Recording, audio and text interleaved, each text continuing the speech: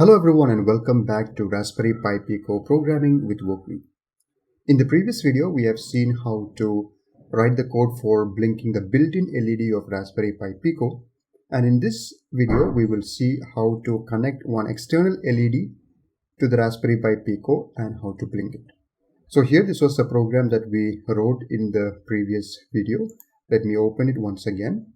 So here I will save it as a different copy so that we can modify the same code in order to do the program that we are trying to do in this video. So let's call it blink one external LED. And here you see that you have the option of setting the project privacy. You can set it to either public or unlisted. If you set it as public, then other people on the Wokwi community will be able to see your project. And if you don't want that, you can keep it as unlisted. Okay, so here I will save this as a copy. So here I have the copy of that previous program so that we can modify it as required.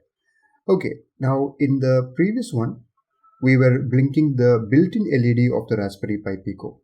Now here we want to connect one external LED to our Raspberry Pi Pico and then we will blink it.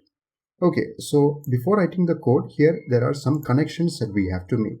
That is connecting the external LED. So for doing that, here you can come to this plus icon, which is for adding a new part. And if you click here, you can see the different parts or devices that you can connect to the Raspberry Pi Pico board that we have. So here what we need are one LED, and also we will make use of one resistor. Now, why do we need a resistor? We need a resistor in order to prevent the excess current flow to our LED to prevent it from burning out. So when you are doing it on the Wokwi simulator, even if you don't use a resistor, it would still work.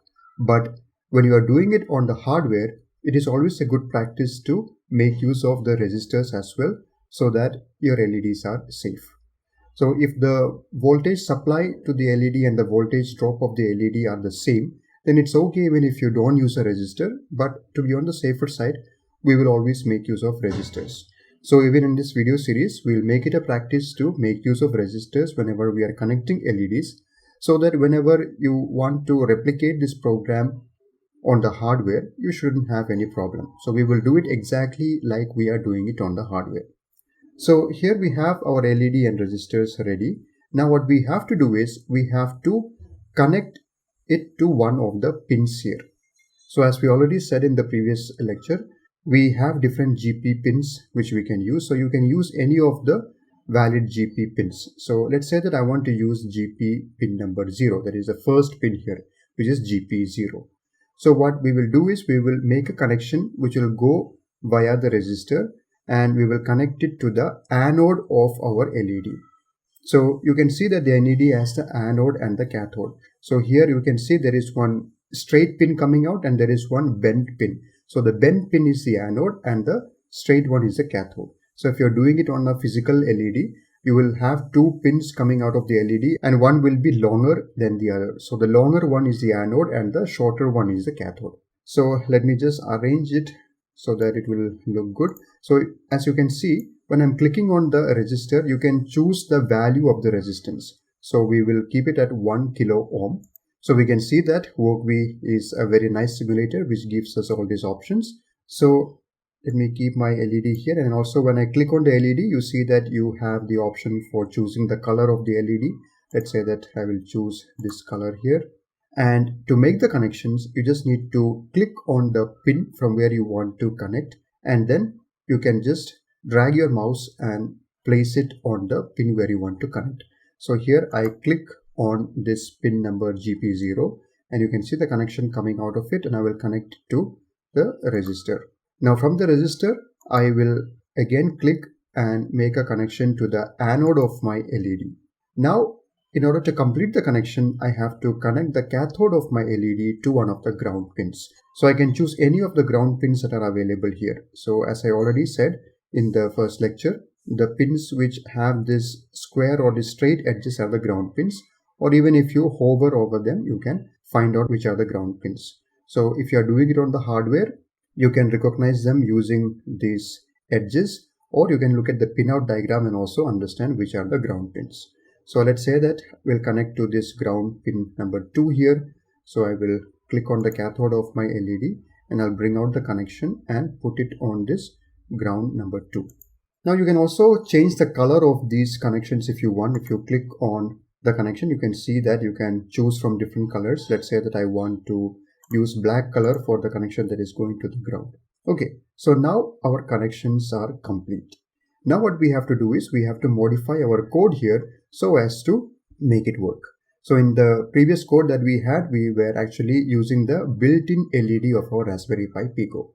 Now we have to make use of pin number 1. This GP0 is what we need to make use of. So there are two ways of doing it.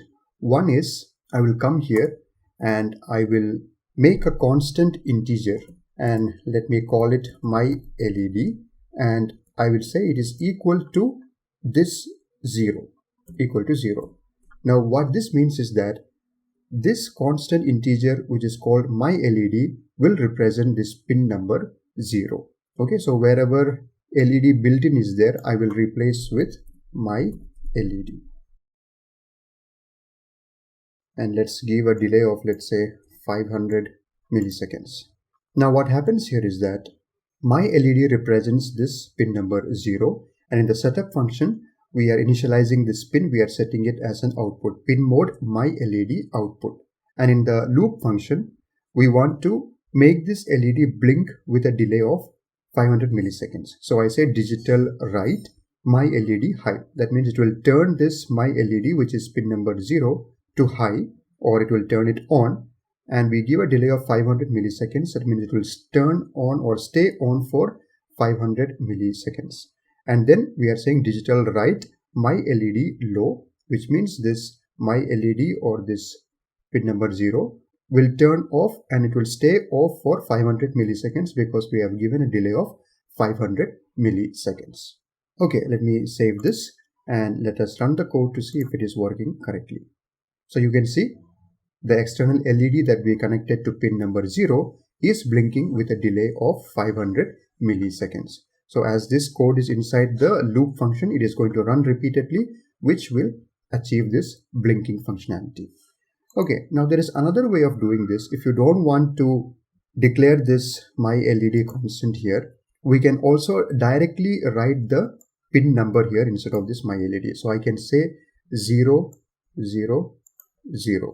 So what this will do is it is going to directly identify our pin with the pin number, which is GP0. That is why we have given 0 here. So if I save and run this, so as you can see, it is working even when we give the pin numbers directly. So the LED is blinking with a delay of 500 milliseconds. Okay, so that is how you can connect an external LED to the Raspberry Pi Pico and blink it with a certain delay. So even if you're doing it on the hardware, you can make the connection just like this, and you can write this code on some IDE like the Arduino IDE, which has the support for Raspberry Pi Pico, and you can connect the board to your laptop and make sure that the IDE is also connected to it, and you can upload this code to the hardware and it should achieve this same result. So I hope this is clear to you. Thank you for watching and see you in the next one.